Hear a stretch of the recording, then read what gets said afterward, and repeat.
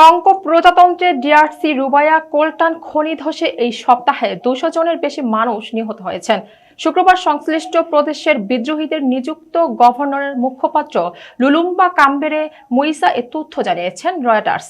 প্রতিবেদনের তথ্য অনুযায়ী শুক্রবার সন্ধ্যা পর্যন্ত নিহতের সঠিক সংখ্যা নিশ্চিত করা না গেলেও প্রাদেশিক প্রশাসনের এক উপদেষ্টা জানিয়েছেন নিশ্চিত মৃতের সংখ্যা অন্তত 227 জন। নিহতদের মধ্যে খনি শ্রমিক ছাড়াও শিশু ও বাজারে কাজ করা নারীরাও রয়েছে। অনেকেই গুরুতর আহত অবস্থায় উদ্ধার করা হয়েছে। রুবাইয়া খনি থেকে বিশ্বের প্রায় 15% কোলটান সরবরাহ করা হয়।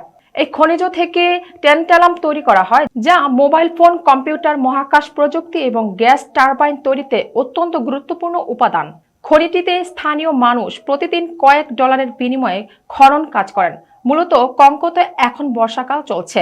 মাটি নরম হয়ে যাওয়ার কারণে এই দুর্ঘটনা ঘটে থাকতে পারে বলে মনে করছেন সংশ্লিষ্টরা।